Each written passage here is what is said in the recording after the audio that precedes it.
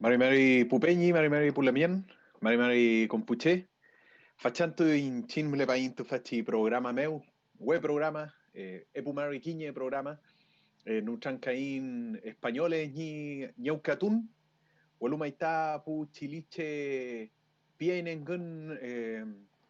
independencia Aucatún.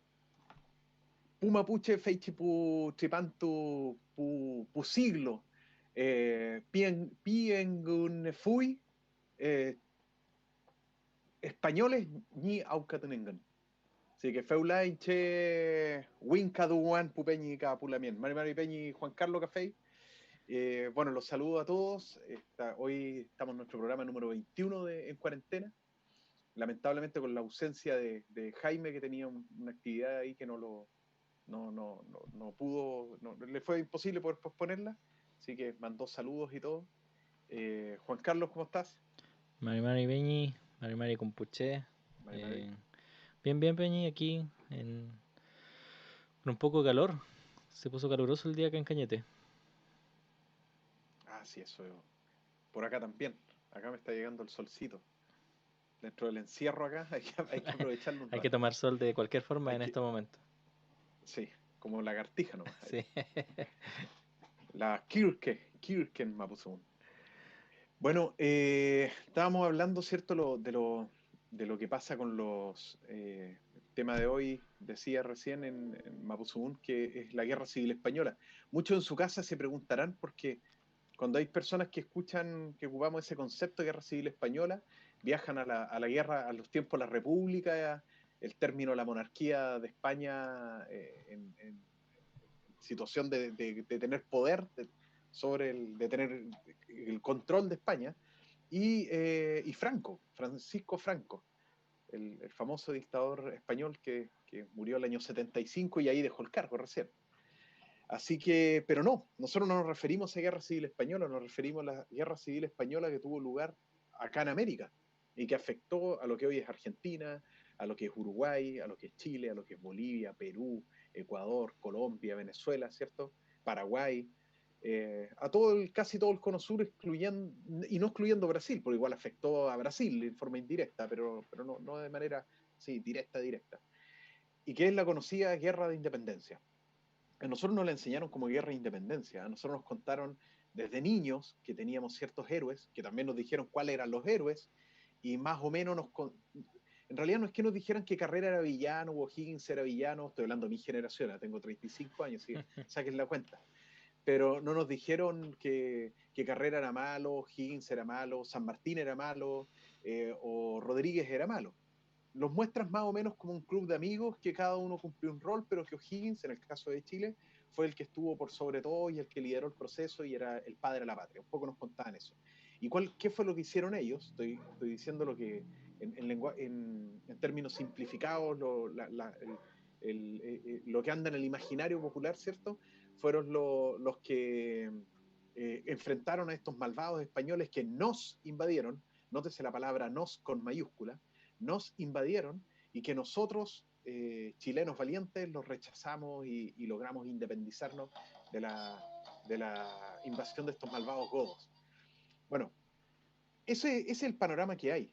Pero porque nosotros le llamamos y le quisimos ponerle enfatizar de que fue una guerra civil española, porque también lo quisimos ver desde la perspectiva de los españoles o de los llamados realistas y de la perspectiva de los mapuches, porque siempre se habla de la perspectiva de los patriotas. Y la verdad que los españoles no nos invadieron, por lo menos a mí no, a menos de que tal vez pueda acreditar alguna pertenencia a alguna nación, primera nación, como los mapuches, aymara, etcétera. Pero en principio no, y tal vez a un porcentaje gigante de chilenos, los españoles no nos invadieron. Nosotros somos producto de la llegada de Almagro primero, de Valdivia, de todo el desarrollo histórico que hasta el día de hoy somos producto de hijos de esos acontecimientos. Si Valdivia no hubiese fundado Santiago, probablemente nosotros no existiríamos, ni siquiera como chilenos, porque Chile tampoco existía.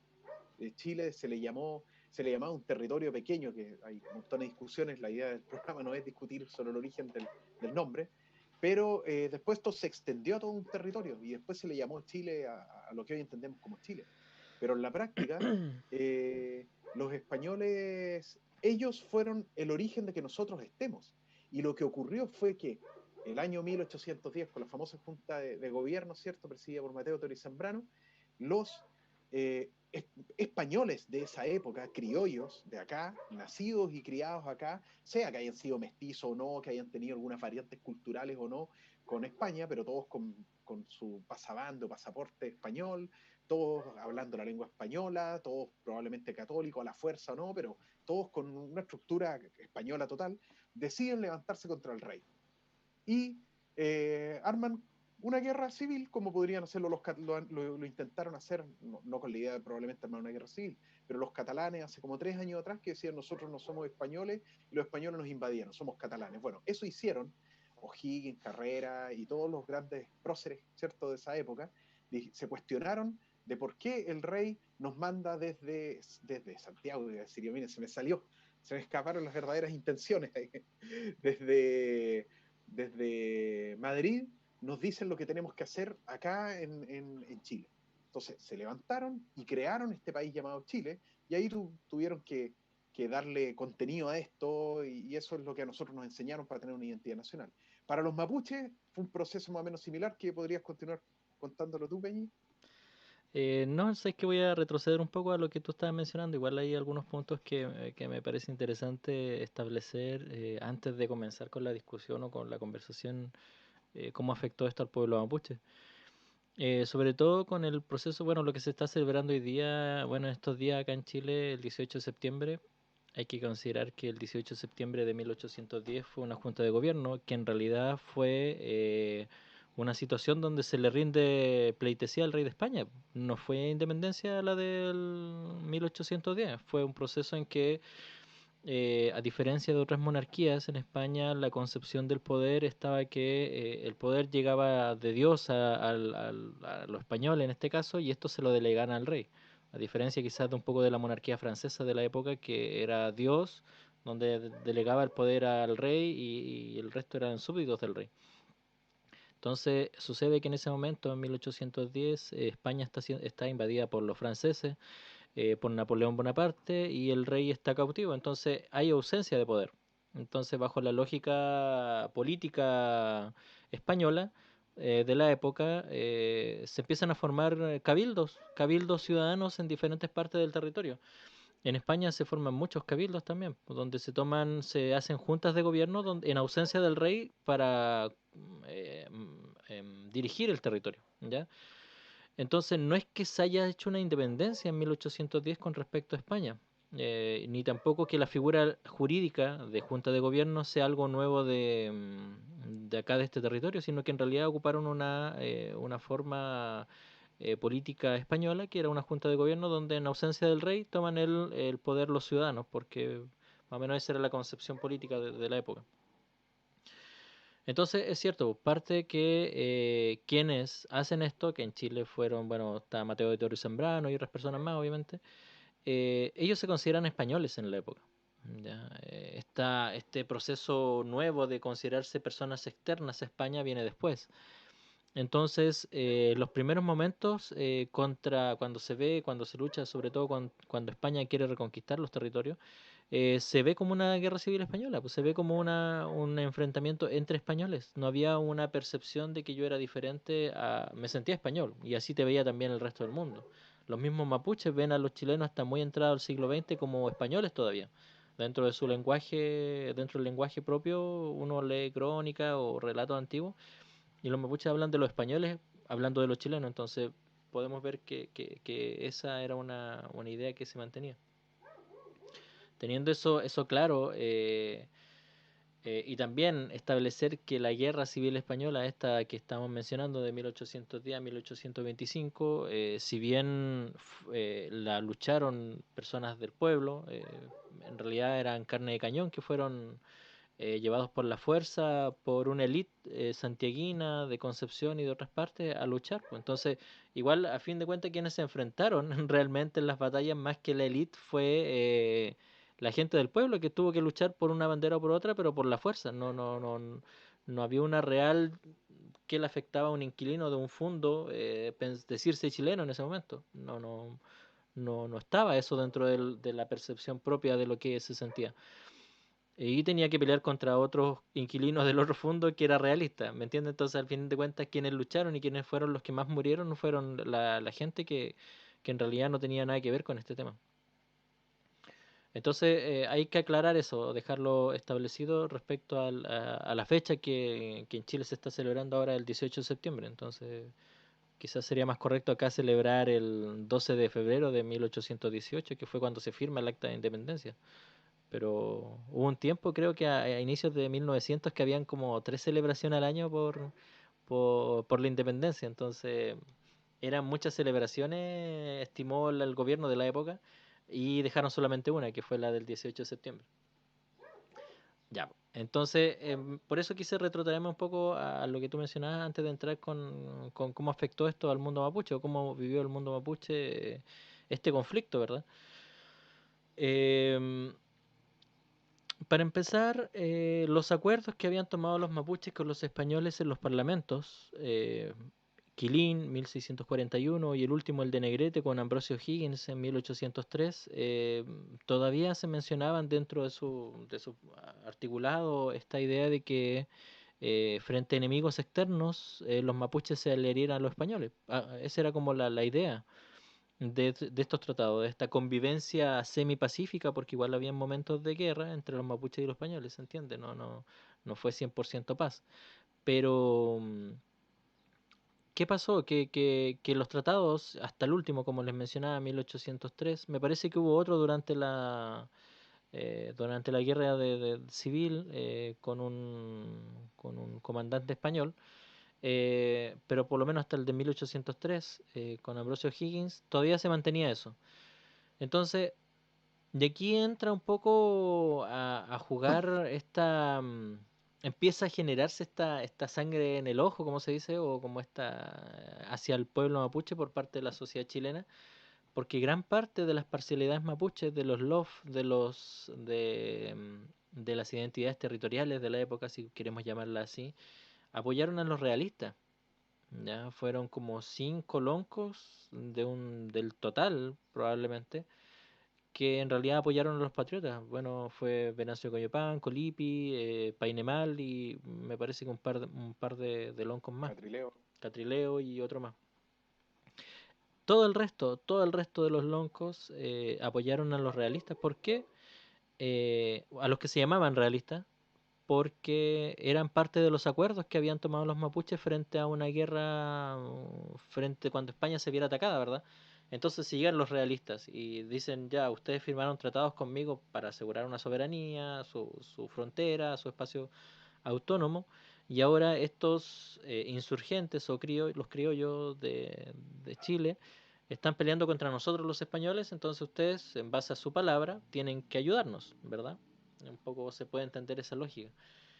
Lo cual pasó, lo cual pasó. Entonces, aquí empieza a generarse una cierta inquina dentro de la sociedad chilena. ¿Por qué los mapuches lucharon, lucharon por los realistas? ¿Por qué los mapuches pasó esto, verdad? Y nosotros hablamos en las sesiones anteriores, en las conversaciones anteriores, de estos símbolos que tomaron al comienzo de la República, los primeros símbolos del escudo nacional, que salen dos mapuches, una mujer y un hombre, el monitor araucano de Camilo Enríquez, y todos unos símbolos más asociados a los mapuches, que apuntaban como a esta resistencia frente al español, ¿verdad? Y de repente estos mismos insurgentes dicen, oye, pero nosotros estamos tomando los símbolos de los mapuches porque ellos lucharon contra los españoles y ahora los mapuches están apoyando a los españoles. ¿Qué está pasando acá, verdad? Entonces ahí se genera ahí cambia el switch y ya no se apela tanto este sentido de libertad del que luchaban, de que querían apropiarse los insurgentes de los mapuches, ¿verdad? Pero bueno, esa es como una pequeña introducción como para seguir hablando, eh, no quiero tomarme toda la palabra. Nelson. Bueno, y complementando lo que mencionas, Peñi, eh, bueno, tenemos la bandera de carrera, ¿cierto? Y esta que mencionaba Juan Carlos, y tenemos que lo mencionó muy bien, que teníamos las élites y teníamos la mayoría de la población que prácticamente todos no leían, vivían en el campo, era muy rural en esa época también el territorio de lo que hoy es Chile, Chile central, y la gente estaba asociada y dependía mucho de los, llamémosle, patrones, ¿cierto? Y había que convencerlos también, darle una identidad, por qué irse por la patria y por qué no por el rey, que el rey era malo, etc. Y eso fue lo que llevó a las élites a tratar, para justificar justamente su, su levantamiento armado contra su propio país, porque eso fue, aunque sea molesto para muchos escucharlo, contra su propio país, que era España, para y de hecho Carrera peleó por el rey en las guerras napoleónicas y él fue el que se levantó en 1811 o 12, no recuerdo bien, hizo este golpe de Estado donde ya rompe esquema. Él dice aquí nos independizamos y todo. Así que en ese sentido podría ser el padre, ¿cierto?, de la patria, que fue el que sentó las bases de no hay vuelta atrás. De aquí en adelante seguimos este camino. Y bueno, y esto había que justificarlo porque había que pelear con tropas. ¿Y de dónde sacan las tropas? Y ahí empieza todo este asunto de tomar al pueblo mapuche, que siempre fue de acá, para convencer para tratar de tenerlos por aliados, por supuesto, y también tener por aliados al pueblo español de acá, criollo. No voy a caer en esas categorías de mestizo, porque generalmente terminamos hablando de razas, o el mestizaje cultural, sí, está bien, pero aún así su nacionalidad era española. Entonces, o dependían directamente del rey en todo orden de cosas, y de España y de sus leyes. Y bueno, esto se rompe cuando el pueblo mapuche no comienza a trabajar con la mayoría, con el rey de España. Y esto a qué se debe principalmente. Por un lado, lo que dice Juan Carlos, que había una serie de tratados que de hecho Mañil los cita durante todo el siglo XX y se los muestra al Estado chileno cuando el Estado chileno empieza a avanzar en territorio mapuche. Le dice, oiga, en 1793 firmé no me acuerdo si fue en Negrete, creo que fue ese, firmamos un tratado y yo era un niño de 12 años y fui al Parlamento donde se llegaron a tales acuerdos. Y esta era la regla del juego. Desconoce Tapigüe, que ya vamos a llegar al famoso Tapigüe 1825. Mañín lo desconoce porque él nunca estuvo de acuerdo con ese, de hecho no participa en Tapigüe. Y, y entonces se mantiene en una dinámica y en una lógica de respeto, de acuerdo, de tratado. Pero también había otras cosas detrás. Dentro del mundo mapuche hay que considerar que había, y aún hay, distintas pugnas de poder entre los linajes. Y ahí tenemos los colipí que mencionaba el Peñi, tenemos los coñopán, que eran normalmente fronterizos, donde estaban y aún también están los colipí, fundamentalmente, que son, a ver, en ese tiempo estaba Lorenzo Colipí, que Lorenzo Colipí era un lonco muy poderoso y que gobernaba los territorios de Angol, de Purén, de Lumaco y hacia el norte, hasta más o menos Santa Juana. Entonces estamos todos hablando de la parte de aquí donde te venden estos quesos tan ricos, ¿cómo se llama? ¿A dónde está el alcalde mapuche? Es de Renaico, Reinao, Renaico, Renaico. Renaico. Sí, en Renaico, ahí también gobernaba Colipí. Entonces Colipí llegaba a la frontera, era un lonco fronterizo que se relacionaba mucho con el Estado. Colipí no podía estar en guerra con el Estado, porque, ni con los españoles, porque la primera carga o el primer ataque le iba a llegar siempre a él. Entonces él tenía que cumplir un rol bisagra, también con la gente de adentro, al interior del país mapuche. Entonces, él buscaba tener cierto poder a través de las relaciones con el Estado de Chile, ¿no? Porque el que tenía mejores relaciones con el Estado español era Mañil Bueno. Entonces ahí también se da en esto de apoyar al rey o apoyar a los insurgentes, ¿cierto? A los revolucionarios, se da también una lógica interna de poder. Venancio Coñopán también, que era muy cercano a Higgins, que era muy cercano a Carrera. Coñopán es de la zona de Cholchol. De hecho, Higgins le llamaba la primera lanza a Arauco.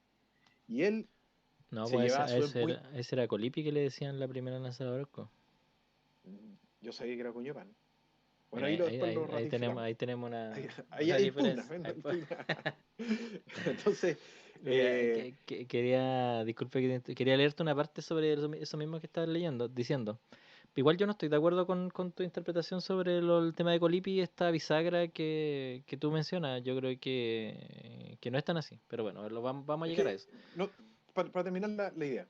Entonces al final se da pugna interna, pero también hay otro tema muy importante, que son los dispositivos de poder o de control que tiene el Estado español dentro del territorio mapuche, que fue generado en años de relaciones diplomáticas, y uno de ellos son los comerciantes, por ejemplo, que siempre entraban al territorio con noticias, incentivando las cosas en uno u otro favor, y que eran muy necesarios, los comerciantes eran clave. También había comerciantes mapuches que iban hacia el otro lado del Biobío.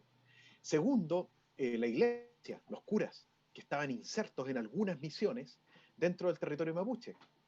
Tercero, tenemos los capitanes de amigos, que eran parte del aparato del Estado español acá, colonial, y los comisarios de naciones, y que eran amigos de Lonco y que también ellos eran respetados.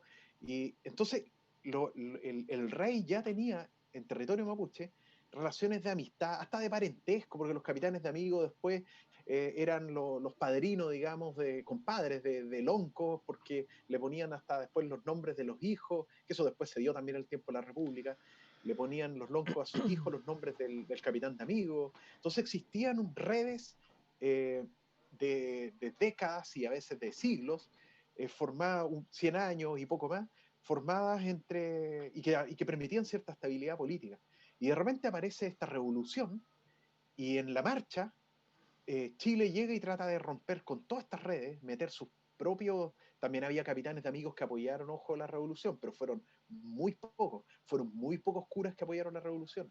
Entonces eso ya impidió a O'Higgins, a Carrera y a todos intentar penetrar con cierta eficacia el territorio mapuche. Entonces, más o menos, eso también influyó en la cercanía. Bueno, y lo último, que también los grandes loncos sabían y conocían a los españoles, sabían con quién, más, como el dicho, más vale diablo conocido que diablo por conocer, y sabían con quién estaban tratando. En cambio, estos revolucionarios que venían con ideas nuevas, que ya no hay rey, entonces, ¿quién manda? ¿Quién es el cabeza? Ya era una amenaza, y obviamente era apostar el todo o el nada. Bueno, te me adelantaste un poco con el tema. Por eso quería leer algo antes de que mencionara esa parte. Pero bueno, aquí hay un texto muy interesante de Tomás Guevara. Ya Tomás Guevara fue un etnógrafo de inicio del siglo XX y él sacó como 3 4 libros sobre el mundo mapuche.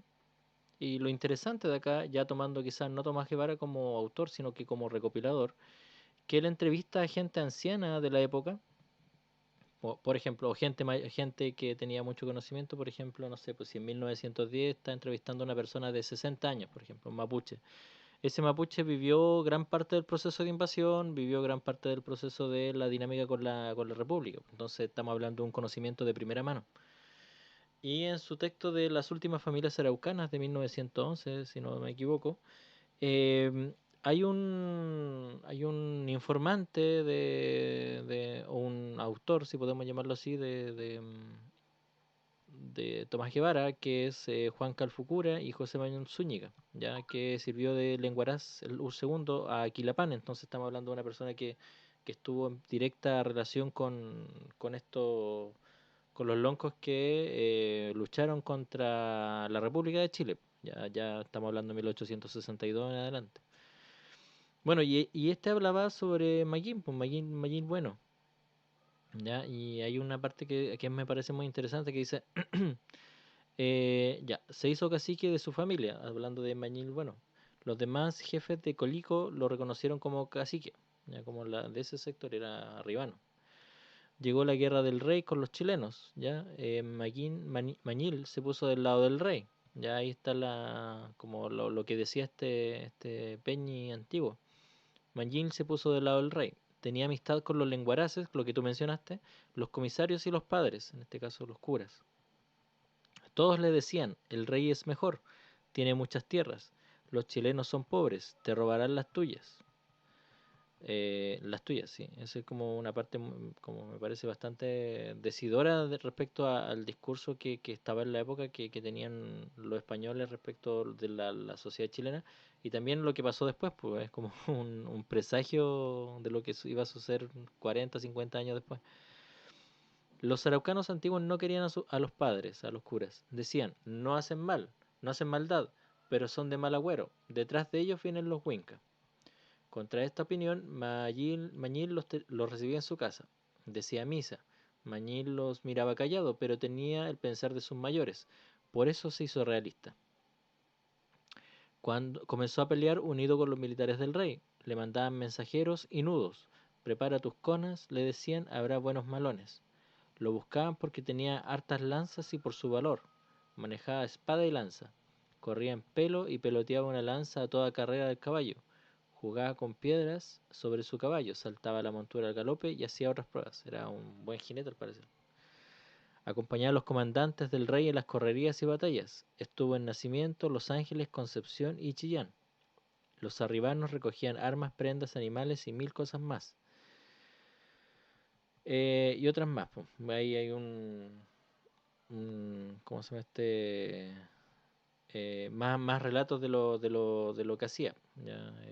Entonces, me da ahí teniendo un relato de primera mano de 1800 aproximadamente, 1870, 1880, que alguien vio eso durante esa época, nos damos cuenta también un poco de la percepción y también del por qué los loncos, estos loncos apoyaron a los realistas, por qué se unieron también a las fuerzas de los realistas.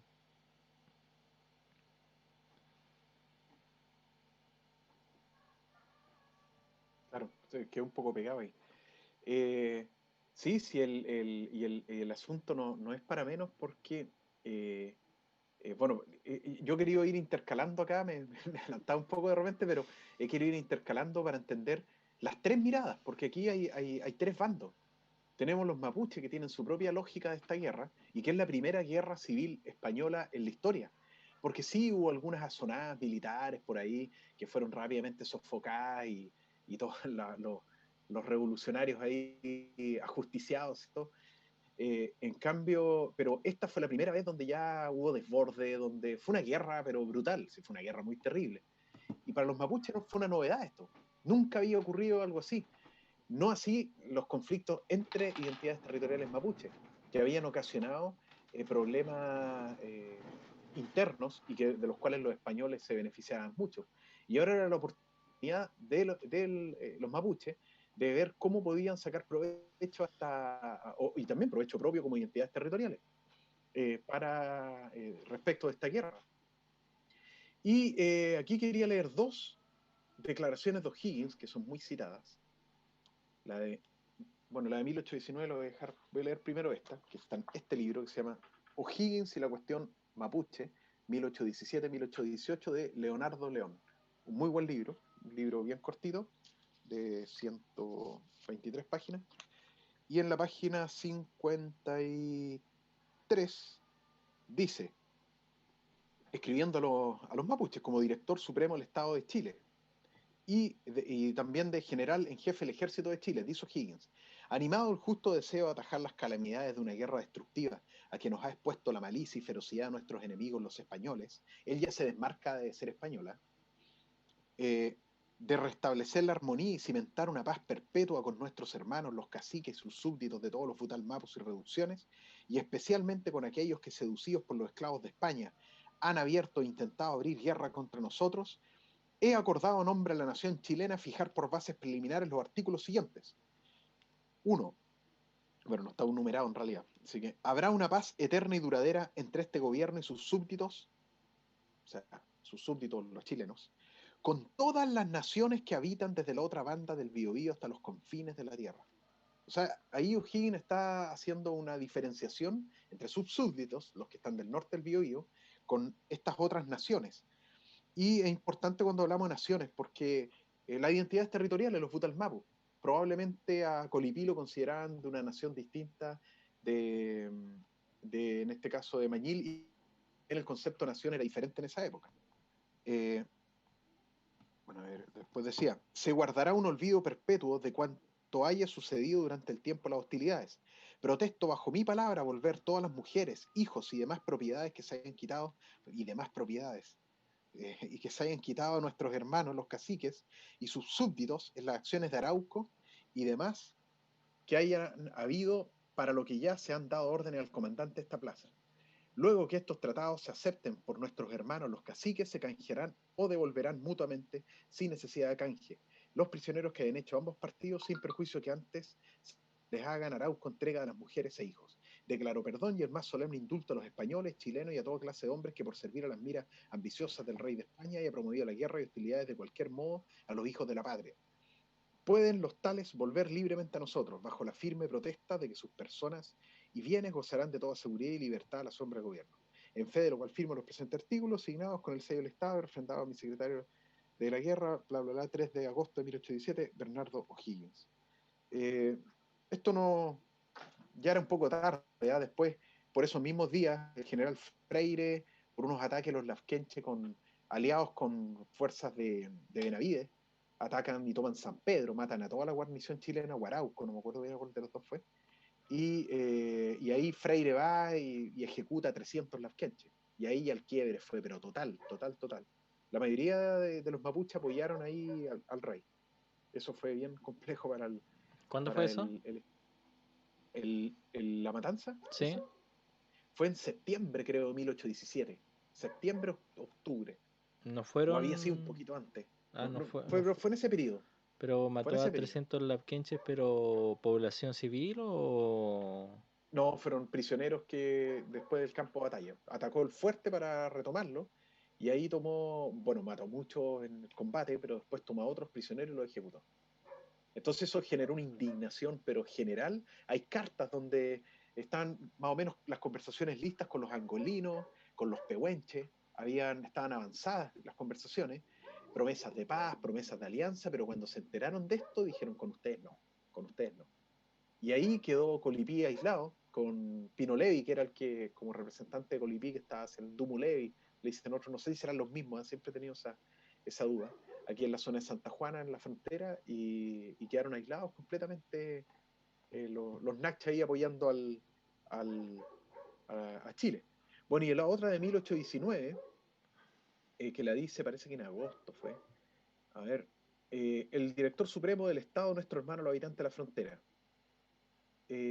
Chile acaba de arrojar a sus territorios a sus enemigos después de años de una guerra obstinada y sangrienta.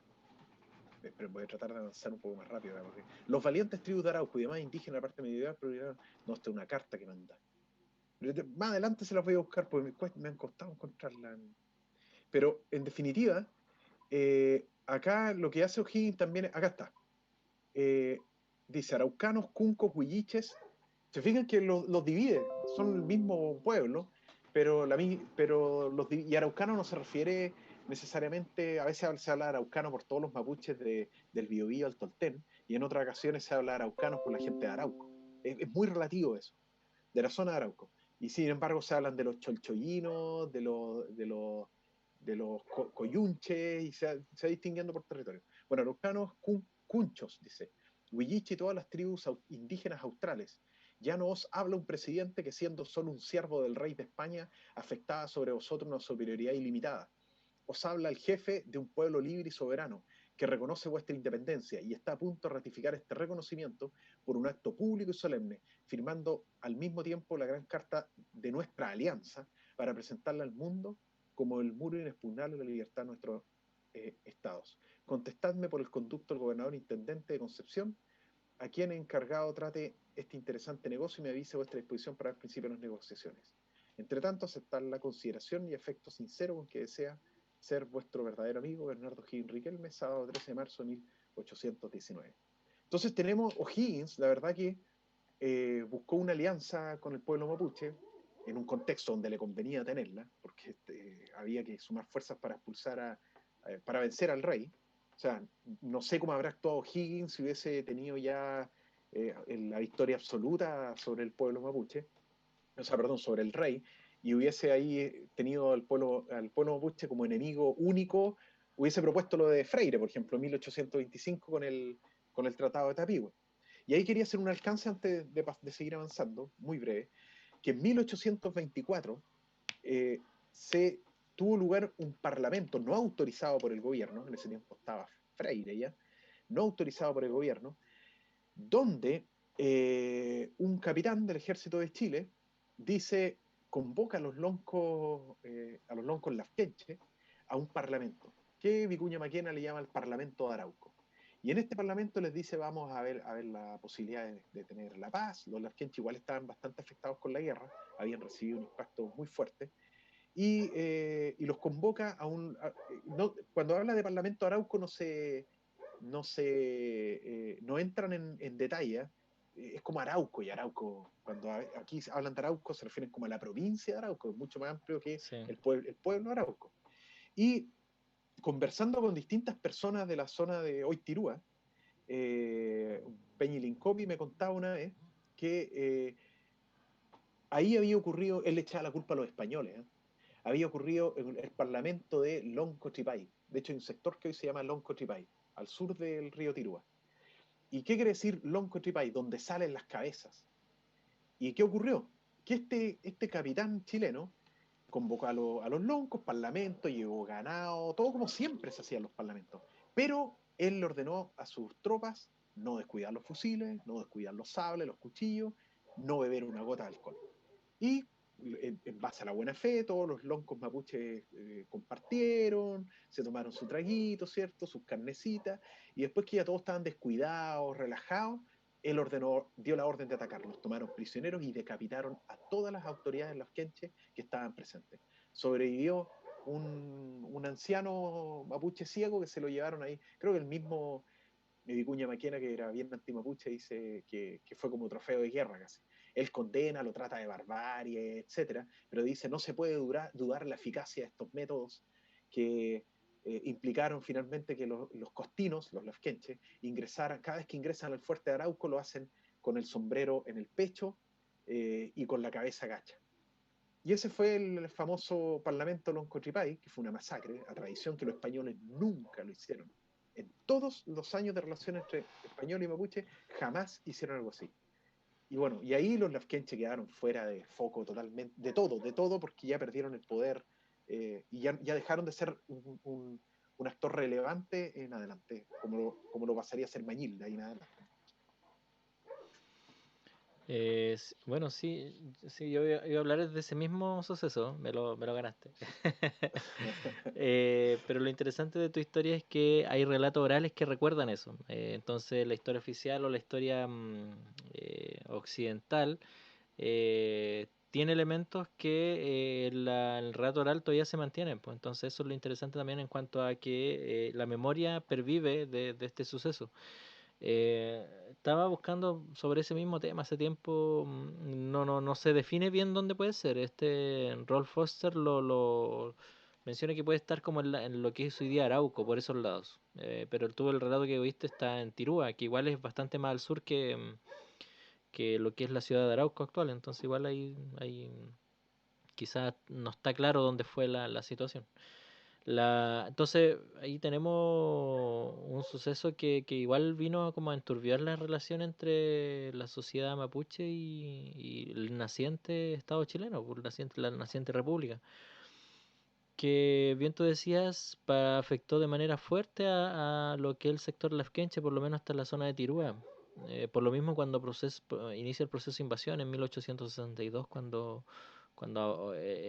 se crea ya la idea y se pone en práctica la idea de conquistar y invadir el territorio mapuche, toda la parte de acá de Arauco, de la provincia de Arauco actual, fue rápidamente puesta con fuerte.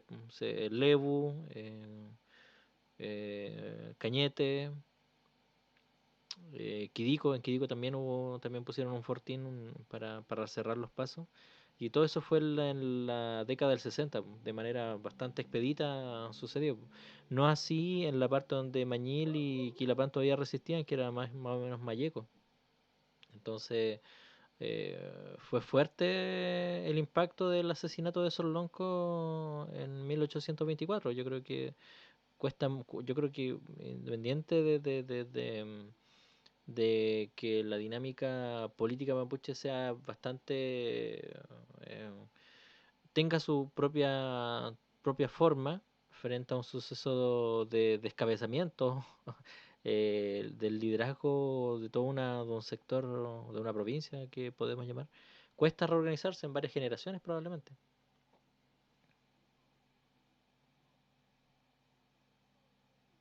Sí, sí. O sea, fue un suceso no solo brutal, sino que nunca se había dado antes.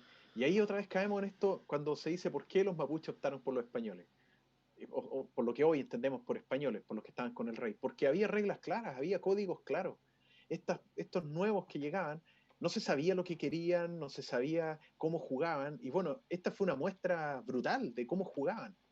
Y no obstante que fue condenado por lo menos por la sociedad de la época como un acto de barbarie, de salvajismo por parte de este capitán y sus soldados, eh, los efectos fueron tremendos. Los lafkenche, insisto, fueron, no es que hayan sido irrelevantes de ahí en adelante, pero ya nunca más tuvieron la fuerza y para poder hacer frente a la invasión chilena después durante todo el siglo XIX. Respecto al lugar, en aquel entonces le llamaban provincia de Arauco en general a todo lo que partía desde prácticamente quizás San Pedro hacia el sur. Incluso cuando la provincia de Arauco la crean oficialmente, como en el año 52, por ahí 51, 52. 52, que en la práctica el Estado no ejercía soberanía, salvo tal vez hasta Curanilahue, puede ser por ahí. A Tirúa le incluían dentro de la provincia de Arauco, que era un territorio aún en los hechos independiente, era de los mapuches en estado de independencia total. Entonces, se habla en general, es difícil determinarlo, ¿eh? Pero por lo menos los relatos que también con Juan Carlos por ahí en una investigación que hicimos juntos, nos comentaba la gente, siempre apuntaban a esto del descabezamiento, de un parlamento, de una tradición, donde se hablaba de los españoles, decían, no, eso fue en el sector de Loncotripay, no, en el sector de Loncotripay. Y ahí nosotros sí, por analogía, o sea, yo en realidad, porque Juan Carlos tiene sus dudas, por analogía, lo veo, bueno, el mismo episodio, los mismos relatos, hay una coincidencia y está la historia oral y en las fuentes documentales no hay certeza de nada. Bueno, apliquemos el relato oral en este caso, Ah, no, claro, claro. No, que hay. no lo cuestiono por si Y, acaso, no cuestiono el relatoral, como que lo mencionaste de esa forma, ¿no? Solamente no, no, que no, solamente apuntaba que según Foster, él menciona que el lugar del hecho probablemente fue cerca de lo que es la capital de Arauco ahora. Solamente eso mencioné, no estoy ya, cuestionando el relatoral, por si acaso. no, sino, no en el fondo me mencionabais la, las dudas respecto al lugar, porque se puede tener. Pero y el otro tema, después de todo este contexto, porque también la guerra se estaba dando en la cordillera, se estaba dando al otro lado de la cordillera. ¿Y quiénes estaban al otro lado de la cordillera? Los pincheiras, los famosos pincheiras, que estaban a favor del rey. Teníamos en la zona alta, hablemos de la zona Huenteche, teníamos a Juan Manuel de Picó, Bocardo, que estaba también con los pehuenches, y Juan Manuel de Picó creo que era un comerciante nacido y criado en España, y que el tipo era muy genial, era muy buen estratega, y mantuvo siempre en ascuas al Estado en la zona de Los Ángeles, la zona de ahí de aquí de Yumbel, pero estuvo siempre subordinado en un principio a Benavides, que ese es otro. Yo no sé si habrán escuchado hablar de Vicente Benavides, que digamos que él fue un verdadero guerrillero. Era un tipo que andaba en el campo, que partió de ser un soldado de la menor jerarquía a ser el comandante en jefe del ejército español acá en este territorio, y a él lo ejecutaron 2 o 3 veces, lo fusilaron. Te van a decir, pero ¿cómo lo ejecutaron si después estaba vivo? Porque lo fusilaban y el tipo no moría. Incluso la última vez que lo fusilaron, un soldado fue así como, ya, pero este tipo ha sobrevivido 1 o 2 veces ya, así que tomó un machete y le pegó 1 o 2 machetazos acá en el cuello para asegurarse de matarlo. Y no murió. Entonces le cortaron por acá los tendones y quedó con una cara media, ¿cierto? Así, que dicen de que le da un aspecto terrorífico. Y la gente decía que tenía poder en esa época porque ¿quién sobrevivía a 2 o 3 ejecuciones? Entonces el tipo era una especie de fantasma que atemorizaba al ejército en este caso rebelde, de Freire, porque O'Higgins ya estaba en Santiago instalado, se empezó a gestar esta cosa del centralismo, todos pensando en Perú, pero estaba la crema acá en el sur, en la zona de Concepción, arrasada no sé cuántas veces, tomada por un bando, tomada por otro. Entonces, al final, en toda la larga y angosta franja de tierra que tenemos acá, la gente estaba peleando. Era una guerra sin cuartel, sin prisioneros prácticamente. O sea, de los dos lados, ¿eh? Al que tomaban lo ejecutaban. Sobre todo había órdenes del rey de aquellos extranjeros, franceses, ingleses, sorprendidos en peleando a favor de las fuerzas de O'Higgins o de Freire, tenían que ejecutarlo. Y eso, en ese contexto de brutalidad, es que ya los loncos fronterizos, como era Francisco Mariluán, de la zona de Mulchen, deciden empezar a conversar. Y empiezan a enviarse cartas de mensajes con el comandante en jefe de esta zona, que era Barnachea, y él empiezan a acercarse amistosamente, amigo mío, conversemos, generemos, parlamentemos, y se empieza a dar una dinámica donde los chilenos entienden que también el pueblo mapuche tiene otras lógicas. ¿Y qué creo yo que detonó el sentarse a conversar en Tapigüe? La muerte de Juan Manuel de Picó, que ya era el último bastión, porque Benavides ya había sido capturado y ejecutado en Santiago, su cabeza puesta en una pica y sus piernas y sus brazos trasladadas a Concepción y Chillán. Y Juan Manuel de Picó, para que vean la brutalidad de la guerra, fue traicionado por unos soldados que en un acto de indisciplina los azotó. Y estos soldados fueron hermanos, uno quedó prisionero en garantía y fueron como con un grupo de llamemos comandos ya chilenos, ¿cierto? Ingresan en la noche a la casa de Juan Manuel de Picó, que estaba acostado, que era un hombre grande, robusto, su perrito ahí peleó a muerte, murió defendiendo a Juan Manuel de Picó, lo apuñalaron un montón de veces, el tipo corría gritando compadre Mariluán, las descripciones, porque vivía con Mariluán, que ahí se alborotaron, nadie entendía qué pasaba, y cuando lo logran matar, lo decapitan y se llevan la cabeza a Juan Manuel de Picó para mostrarle al comandante, que no me acuerdo el nombre, parece que era de Nacimiento, donde está el fuerte donde llevaron la cabeza a Juan Manuel de Picó, y el tipo llega, cuando ya era la hora de la cena, de los oficiales, todo, con la noticia, y nadie sabía, llega con el postre. Entonces dice, señores, en la mesa, después de haber comido hace 3 minutos, les traigo el postre de esta velada. Y sirve el postre, así fue la guerra, la llamada guerra muerte por Vicuña Maquena, así es brutal. Y levanta la tapa y está a la cabeza Juan Manuel de Vigo. Eso fue lo que pasó acá. Y ahí Mariluán perdió al gran líder del rey que lo apoyaba y quedó solo enfrentando a este ejército ya cada vez más fuerte de los revolucionarios, y con Mañil que lo apoyaba, obviamente era en un mismo bando y no le quedó otra que negociar. Y ahí no sé si puedes contar, Peña, el Parlamento de Tapigüe, un poco desarrollar qué es lo que viene. Sí, pues está interesante la historia de Juan Manuel de Picó. Ahí hay eso no se enseña mucho, ni siquiera en la historia de Chile sobre la guerra a muerte, como que la pasan como por arribita, no. Se menciona que la guerra todavía continuaba en el sur, pero no hay una real análisis o nos enseña bien de que en realidad también están apoyados por los mapuches, pues en este caso por Mariluán y otros loncos, los remanentes españoles, y que gran parte de las correrías o de la lucha se estaba llevando también incluso a territorio acá de Gualmapu. ¿Te acuerdas de ese relato de este inglés que acompañó al ejército de Chile en una incursión y donde matan a como a algunas mujeres? ¿Te acuerdas? Ah, sí, me acuerdo. Sí, ese, Sí, sí. ese estaría bueno leerlo, pero no lo tengo en este momento yo. Tendré que buscarlo. Yo lo tengo por aquí, si me dan un segundo, en un libro de Villalobos. Un segundo. Espera, espera. De ahí tenemos que leer los comentarios, pero bueno. Bueno, antes de seguir, ya que Nelson fue a buscar el libro, voy a leer algunos comentarios de Facebook de los que nos están viendo.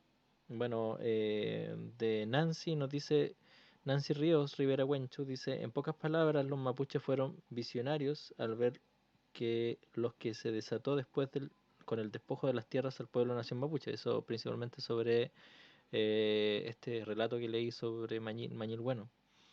Yanequeo, Cuyen dice, Mari Mari también, O'Higgins, aunque criollo, era más bien un mestizo hispano-irlandés. Sí, pues su padre era irlandés. También Yanequeo responde con más precisión, era vasco-irlandés. Isabel Riquelme era de ascendencia vasca. Y Nancy Ríos dice, shame, vergüenza, debería darles O'Higgins un hijo de su cultura avasalladora. Bueno, son algunos comentarios que tenemos acá en el Facebook. No sé si tenemos en YouTube, porque ahí Nelson es el que ve YouTube. Bueno, saludo a todos los que nos están viendo. Bueno, hay varios de Puelmapu, Enox, que siempre nos escribe. Un saludo, Peñi. Y bueno, sobre el Tratado de Tapigüe, el Tratado de Tapigüe fue un parlamento que se dio, que ya se van, ahora de hecho se van a cumplir 200 años, ya queda poco, eh, que hay elementos bastante interesantes. Yo creo que ahí Nelson puede dar cuenta de como de la estructura, porque él lo está estudiando en este momento.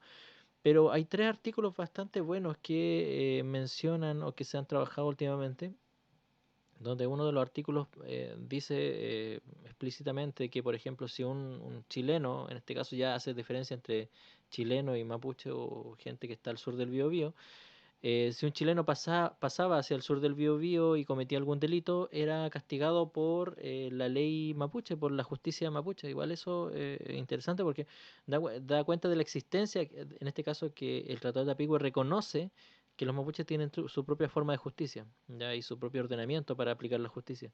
Entonces, si por ejemplo un chileno pasaba al sur del Biobío y cometía algún delito bajo la jurisdicción mapuche, era castigado bajo la ordenanza mapuche del lonco del territorio. Y así viceversa, si un mapuche pasaba al norte del Biobío, era castigado por las leyes de Chile en este caso, ya como república. Otra cosa que menciona este tratado es que para efectos de pasar de un lado a otro, tienen que solicitar un pasaporte. Es decir, que si un mapuche pasa hacia el norte del Biobío, tiene que solicitar un pasavante, que le mencionan en la época, que para poder entrar al otro territorio, que es Chile, y así viceversa. Si un chileno quería pasar al sur del Biobío, tenía que solicitar un pasavante para poder pasar. Otra de las cosas que menciona este tratado es que, bueno, establece el Biobío como frontera, como límite por lo menos, y que ningún chileno, en este caso, viviese al sur del Biobío. Se establecía también hay un elemento bastante definitorio porque daba cuenta de que la migración que se estaba dando era un problema para los mapuches, porque ahí se da un proceso de migración de la sociedad chilena pobre que cruza el Biobío y empieza a vivir acá en Gualmapu, que posteriormente ya podemos llamarlo como un proceso de infiltración. Leiva, un historiador menciona, caracteriza esta forma de que la población chilena pasa hacia el sur del Biobío como en busca de nuevas oportunidades, si podemos llamarlo así, como un proceso de infiltración. Entonces, en un momento igual hay mucha población chilena al sur del Biobío. Entonces, este tratado que algunos mencionan casi como un acto en que Chile reconoce la independencia del país mapuche, al parecer no es tan así porque, bueno, ahí yo creo que Nelson lo puede mencionar, ¿por qué no? Pero sí establece puntos que delimitan espacios territoriales autónomos, espacios territoriales donde se reconocía una forma de justicia, se reconocía una forma de gobierno, se reconocía un territorio y se reconocía también actos administrativos, que es como dar un pasaporte, ¿verdad? Un pasabante, dar una autorización para ir al norte del Biobío. Entonces, ese tratado está en internet, ustedes pueden buscarlo, echarle una mirada y más o menos entender por qué ahora hay organizaciones mapuches que están intentando validarlo, el Tratado de Tapigüe de 1825 frente a organismos internacionales. Me parece que Aucán Wilcamán está en ese proceso y otros más. Bueno, esto es algo genial de este tipo de programas así. En la televisión es impensado que una persona se pare y vaya a buscar cosas. Aquí me fue mal, pues. Tengo un desastre de libros y no tengo idea dónde está ese libro. Pero por lo menos encontré este, que es La Guerra a Muerte de Vicuña Maquena, que alguien preguntaba por aquí en Instagram qué libros son buenos para ver ese periodo histórico, y este, que es un libro excelentísimo de Jorge Pinto, que se llama La formación del Estado, la nación y el pueblo mapuche, de la inclusión y la exclusión. Muy, muy bueno. El otro, más o menos lo que contaba Juan Carlos de cómo era la brutalidad, él contaba que llegaban unos loncos, o sea, unas fuerzas que venían de Valdivia, y llegaron a una casa y los hombres se habían ido a esconder, los hermanos y el papá. Entonces tomaron a los niñitos y a la mujer, entonces les pegaron, por supuesto, y a la mujer, a la hija, le pusieron una pistola en la cabeza. Entonces ella, aterrada, llorando, no quería, iba a contar, y la mamá se tira encima de la hija cuando iba a decirlo, y empieza a ahorcar a su hija, porque iba a hablar. Se la quitaron de encima a la mamá y la niña contó. Entonces trajeron en este caso, esto lo vio todo el inglés y lo denunció en el diario también, si fue un tema muy debatido que le significó muchos enemigos acá en Chile. No lo querían mucho Y después. no lo querían porque estaba hablando cosas horrorosas, pues, y que dejaban mal, en este caso, al ejército y al tema, y a la independencia. Y bueno, tomaron a toda la familia y lo ejecutaron a todos, papás, hijos, mamás, y después quemaron la ruca, etcétera. Una brutalidad. Y eso ocurría siempre, ¿eh? Pero seamos justos, la brutalidad ocurría por todos lados. O sea, eh, desde los realistas que masacraban a los mapuches que no estaban a favor del rey, y también los mapuches a los chilenos, por ejemplo, cuando toman Alcázar, que era el comandante de Los Ángeles, y Alcázar abandona Los Ángeles, Mañil quema Los Ángeles, queda en las cenizas Los Ángeles, y las fuerzas de Mañil persiguen a Alcázar, y Alcázar fue un gran general chileno. Bueno, después se nacionalizó chileno cuando Chile comenzó a existir. Y al final, parece que fue en la isla de La Laja, por ahí, queda acorralado, se tiene que rendir, y Catrileo, el lonco Catrileo, que no sé si habrá sido el mismo que estuvo primero con los llamados patriotas, lo ejecuta. Y hay descripciones de su ejecución, una cosa bien, bien fuerte. Entonces, fueron rituales, sí, porque también era un tipo importante, sí, Alcázar era una de las manos derechas de O'Higgins.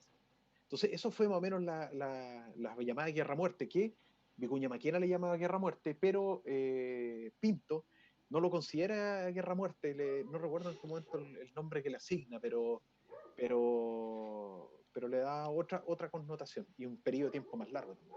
Thomas Vuelve Layton a era el inglés. Diario Tomás del Ley. doctor Thomas Layton, por si alguien quiere buscarlo.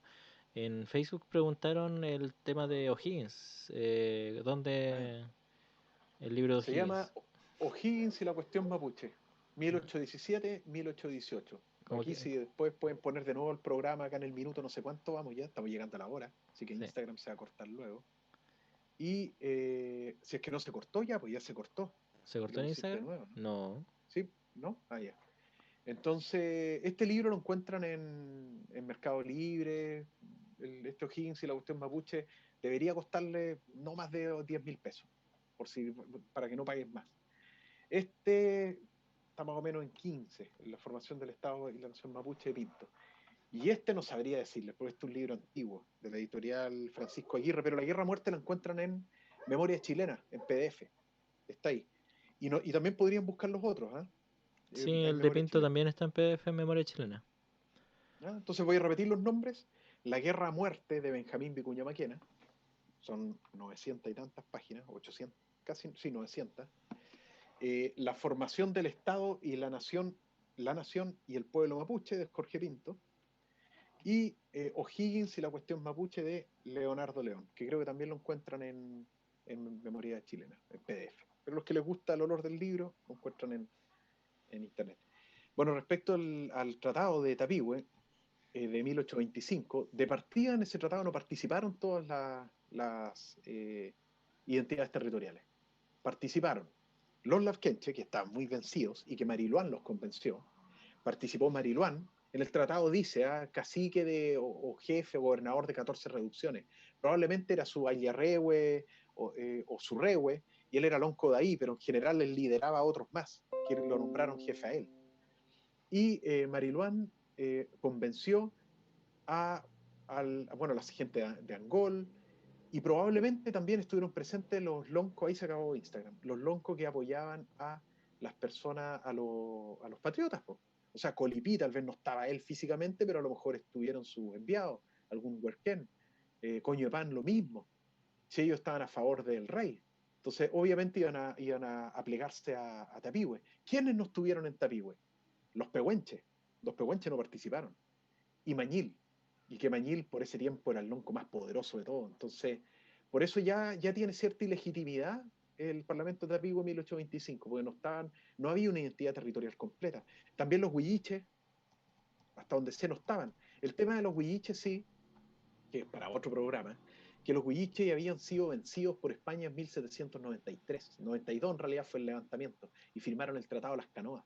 Y en el Tratado de las Canoas la verdad que quedaron muy restringidos en términos de su soberanía. Reconocen al rey como soberano, no al Estado chileno, ojo, no al Estado chileno, al rey.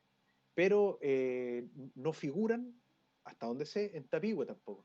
Entonces al final Tapigüe habla de un territorio desde el Biobío al Tolten. Y ni siquiera, ni siquiera con una franja tremenda de gente que no participó. ¿Qué se habla en Tapigüe? En Tapigüe en general se hace una distinción permanente entre chilenos y mapuche, se les llama indio, indígena, se ocupa esa palabra indistintamente, pero se reconoce que eran unos y otros, se les da esa categoría. Se engloba, ya no se habla de naciones, sino que se engloba como ellos, los indios en el fondo, como ellos todos. También se habla de Pasabande, que te escuché que lo mencionaste, Juan Carlos, para pasar del Biobío. Hay restricciones con los comerciantes, hay restricciones para pasar al Puelmapu, o sea, para pasar los pasos, ir por los pasos cordilleranos. También el Estado en Tapigüe le restringe al pueblo mapuche y le dice se van a habilitar en el año ciertos pasos, hay otros que van a quedar bloqueados. Se habla de los caciques gobernadores, que no recuerdo bien si van a estar sujetos a un capitán de amigos, pero al final se restringe mucho el poder mapuche. O sea, objetivamente, si ustedes ven Tapigüe, Tapigüe, hablemos del texto, ¿eh? Ojo, hablemos del texto, porque hay que distinguir entre lo que dice el texto, que no tenemos idea quién lo hizo, cuándo lo hizo, ni cómo lo hizo, ni si efectivamente Mariluán sabía que decía eso ahí. Pero si vamos al texto, a hacer un análisis exegético de esto, eh, el texto habla de una autonomía, pero una autonomía muy limitada. No habla de independencia. Ahora, ¿cómo fue este tratado para los mapuches? Dice mucho que Mañil no haya estado ahí. Dice mucho que los pehuenches no hayan estado ahí. Probablemente las condiciones en que se estaba acordando no les parecían adecuadas. Sea porque no estaban de acuerdo con llegar a la paz, o sea porque las condiciones no las compartían. Porque este parlamento se preparó durante harto tiempo. No fue una cosa de un día para otro. Entonces hubo un periodo ahí de transición, que dicho sea paso, el Parlamento no duró, la paz no duró mucho porque luego las fuerzas de Barnachea trataron de matar a Mariluán igual, firmaron el Parlamento y Mariluán se enteró que lo iban a atacar y tuvo que escapar y le quemaron todas sus casas, entonces Mariluán se queja en unas cartas por ahí que ¿por qué hicieron eso? Se habían firmado recién la paz. Tapigüe es para un capítulo, ¿eh? Tapigüe... Sí, mira, estaba leyendo un comentario de Facebook que dice de Cura. Dice Mari Pupeñi, ¿podrían dar alguna idea o noción sobre qué hace que los tratados con el tiempo empezaran a perder validez para el Estado de Chile o simplemente empezarán a ser desconocidos en vez de ir fortaleciendo la autonomía mapuche? ¿Tiene que ver también con una falta de liderazgo mapuche o simplemente Chile toma una posición de invasión y despojo territorial a toda costa?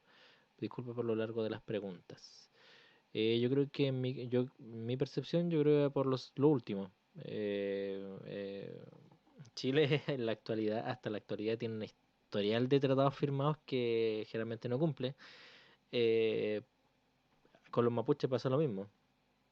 Yo creo que fue un tratado quizá instrumental para un momento específico que después, como bien tú decís, no lo,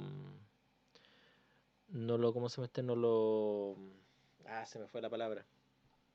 No lo validó No lo, totalmente, no lo validó totalmente.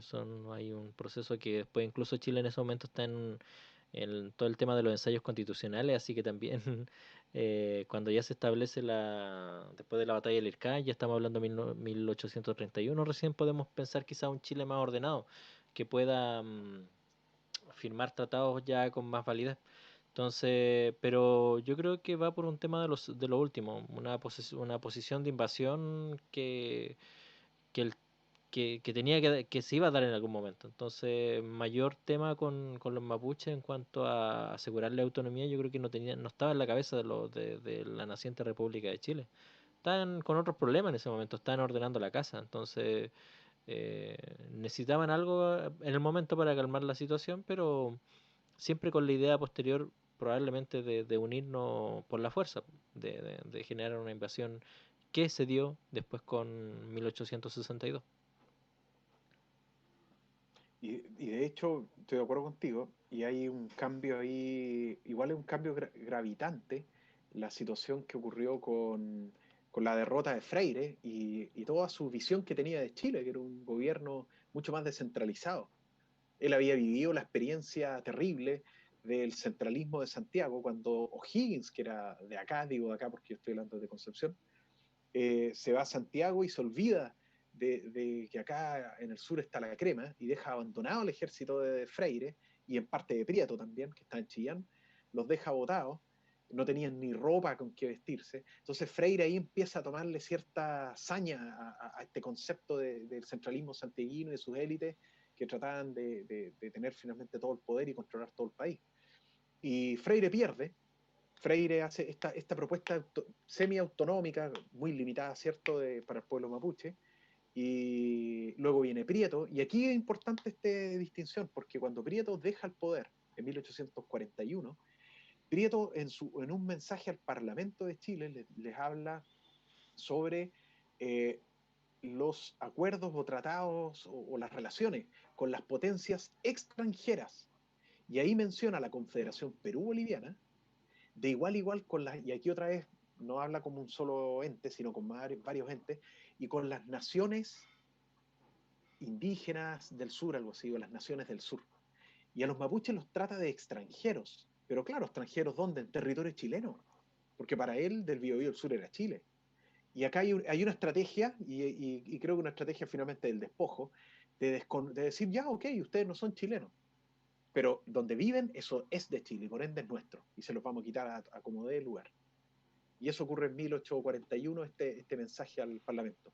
Y después hubo otros parlamentos, como preguntaba Calpeñi, pero fueron parlamentos parcializados y básicamente liderados por Cornelio Saavedra, ya el año 60, cuando se mete de Angol hacia el interior, ya toman Angol en 1862, y empiezan por toda la costa a tener pequeños parlamentos, Leu, Tolten, no me acuerdo si Penquivico creo que también tuvieron parlamento, instalan fuerte, y ahí le van diciendo al pueblo mapuche, le dicen, cuando reclamaban los loncos, oigan, pero ¿qué se preocupan si nosotros venimos a protegerlo? ¿Y a protegernos de qué? Venimos a protegerlo de los otros mapuches que los van a atacar.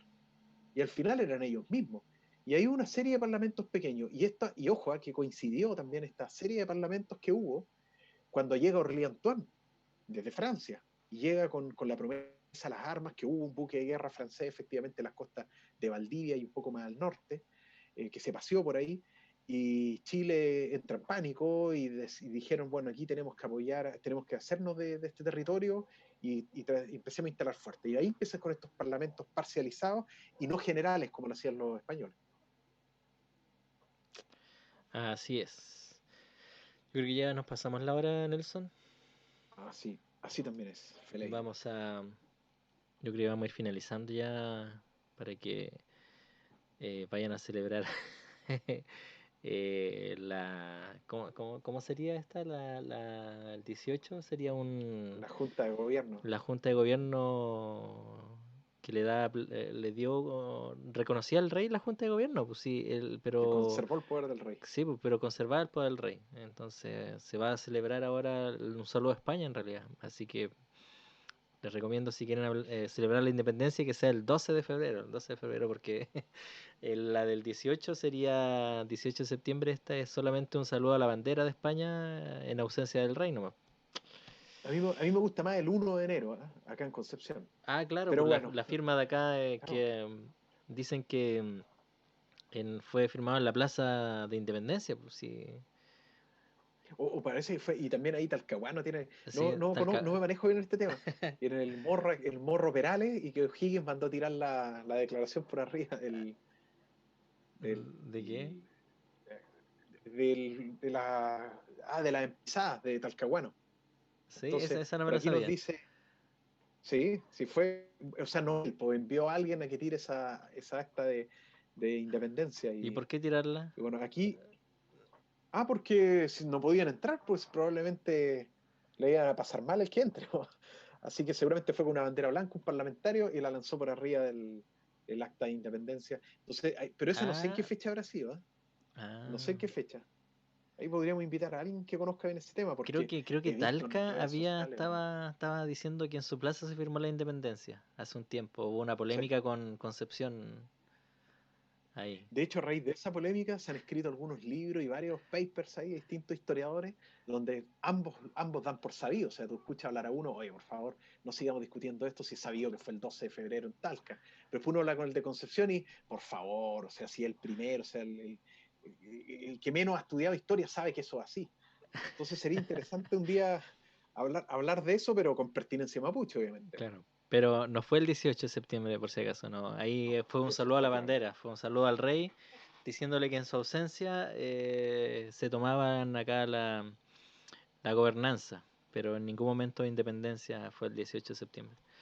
Pero hay que considerar que igual que hay, no vamos a tapar el sol con un dedo y hay muchos mapuches que celebran el 18 también porque es un evento también que junta a la familia. Obviamente en este contexto no, pero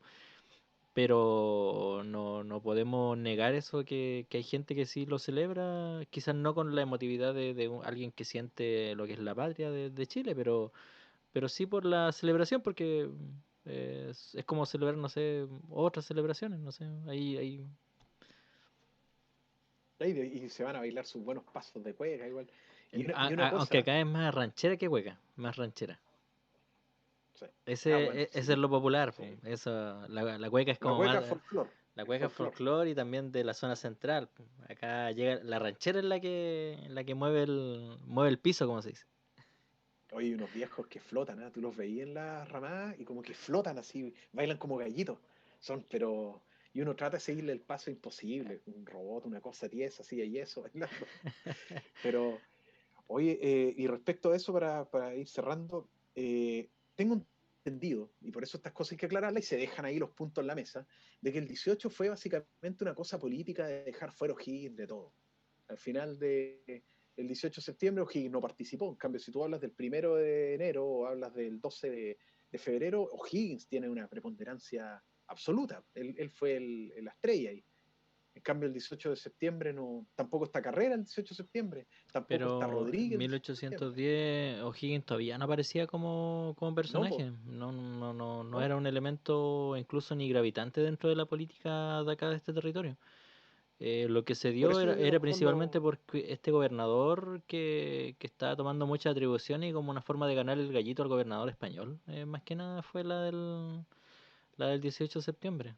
No, Carrera, O'Higgins llegan después a tomar jugar políticamente por el proceso, pero al comienzo no fue.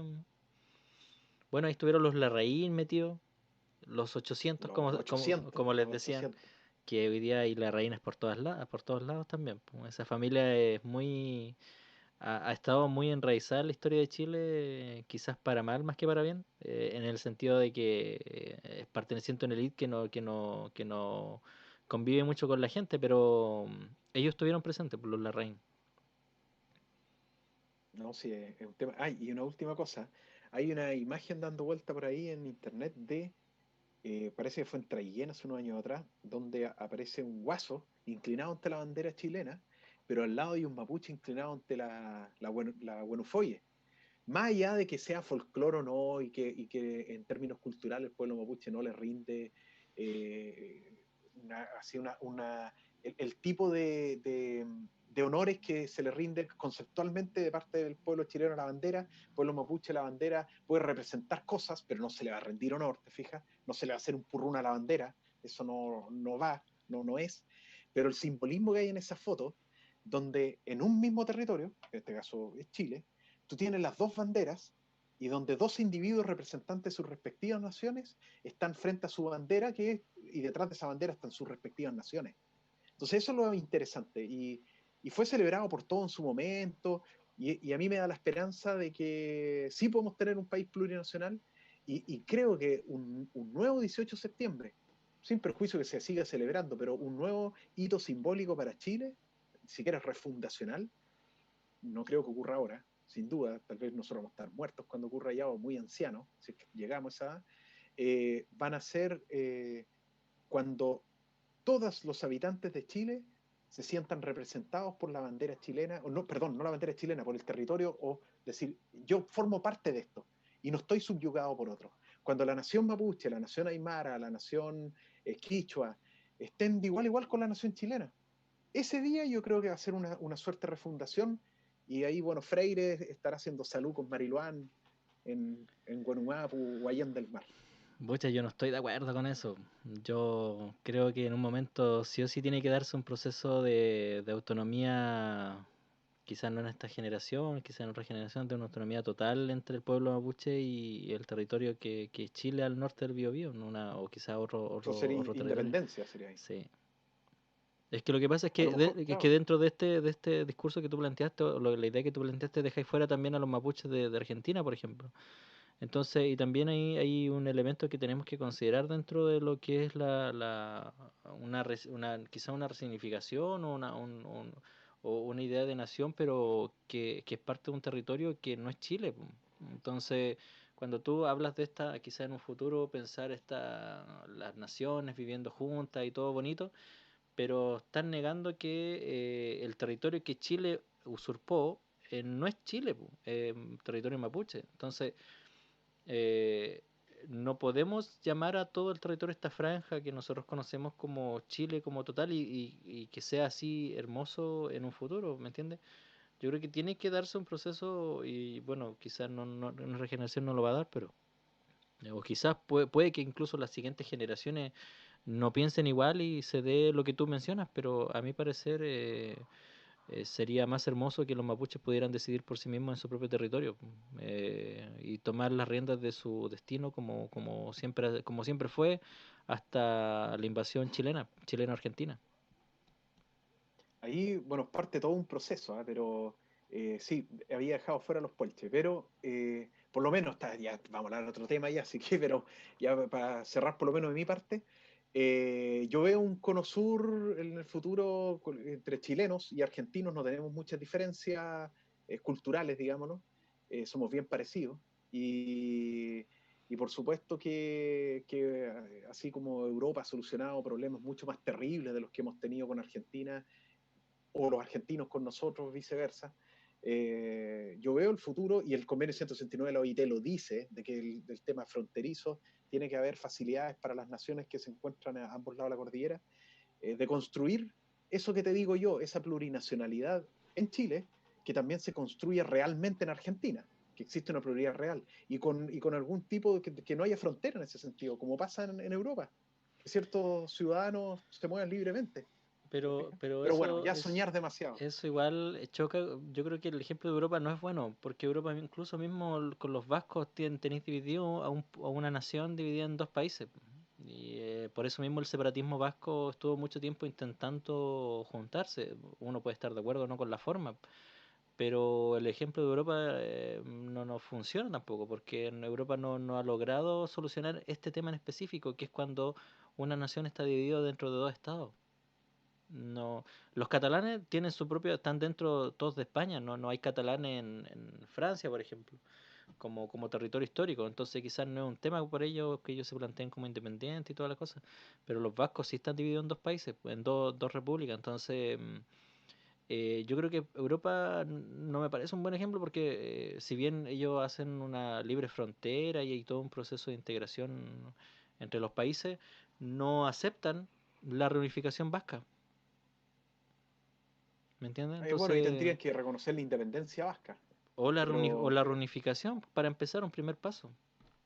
Como el mismo tendrían caso de que tener acá, un tendríamos que proceso nosotros hablar de una más previo. reunificación mapuche. Que Chile y Sí, sí, Argentina acepten una reunificación mapuche. No lo están aceptando en este momento. Ni siquiera en este momento la discusión que podemos dar en unas siguientes sesiones sobre el proceso constituyente en Chile está pensando en lo que hoy día se entiende por Chile. Entonces, si los mapuches son considerados plurinacionalmente dentro de la constitución, con autonomía. con autonomía siempre van a hablar de lo que es Chile, no van a considerar al lado argentino, al lado Puermapu. Entonces, Claro. Es bonito pensar como en este Estado plurinacional, pero el Estado plurinacional no te asegura que te reconozcan tus hermanos que viven al otro lado, ¿me entiendes? Al otro lado de la frontera. Que también es una discusión que probablemente van a dar los Aymara, los quechos, porque ellos están divididos también en varios países, ¿me entiendes? Hay una entrevista muy hermosa, bueno, no una entrevista, una cuña muy hermosa de cuando está el tema del litigio en La Haya entre Chile y Perú, me parece, donde un periodista chileno le pregunta a un peruano, parece, le pregunta, ¿y usted qué opina de este fallo?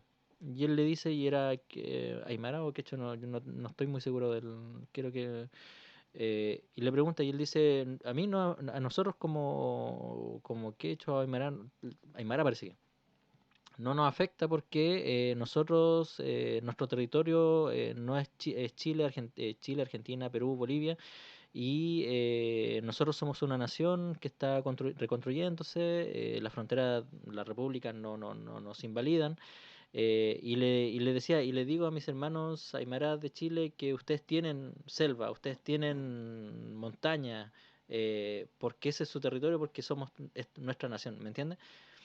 Y yo creo que se va a dar en un proceso y Chile nos lo está considerando y pues, solamente se ve, se escribe la historia o se escribe esta nueva constitución o esta nueva forma de ver el futuro dentro de los límites que hoy día tiene Chile. Y eso está bien si es que piensa solamente en la población chilena, pero si piensa en la población mapuche o la población rapanui o la población aymara en el norte, hay que expandir un poco eso. No se puede cerrar solamente este territorio.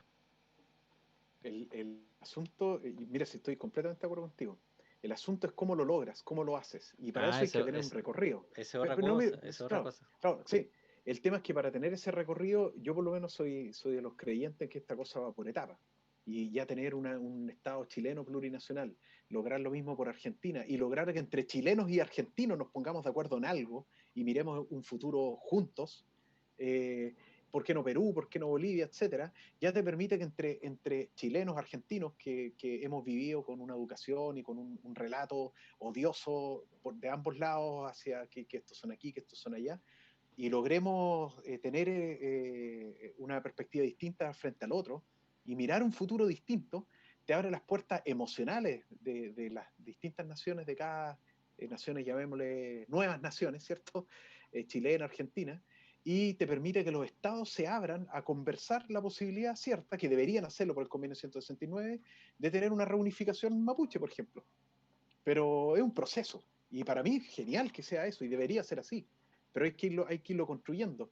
Por eso creo que el sueño inmediato, y como bien decías tú, quizá no lo vamos a ver nosotros, pero tener donde el chileno común y corriente vea a un mapuche como un igual, pero como un distinto, dentro del mismo país, es un tremendo avance. Y después se hará con los argentinos y se va haciendo la vez y después se reunifica y bueno, ahí soñar no cuesta nada. Ya ve que Eh, llevamos mucho rato. Vamos a tener que hacer un programa de esto, ¿eh? No, sí, yo creo Historia que de va muy independencia. atingente al contexto chileno, muy atingente al proceso que se viene ahora en octubre, así que sí o sí hay que Diálogos conversarlo. plurinacionales. Sí, vamos a cambiar el nombre. En cuarentena, diálogos plurinacionales. Sí. O diálogos Vamos a estar constituyentes también. claro, vamos a estar entre 4 y 5 semanas ahí, vamos a verlo, hablando de esto de distintas perspectivas, distintos enfoques, así que, y con distintos invitados. Y ver si en el Latinoamérica ha funcionado el tema de la plurinacionalidad también. Ahí tenemos otro tema, porque parece que no ha funcionado mucho que esté puesto en la Constitución en Bolivia y en Ecuador, que son como los casos más emblemáticos. Hay algunos hechos medios complicados donde la razón de Estado está por sobre la razón de las naciones. Feliz, Así ya pues, que Pupeñi, es para harto. Ya, Piñi, estuvo buena la conversación. Vaya a celebrar el 18. A saludar a la bandera española.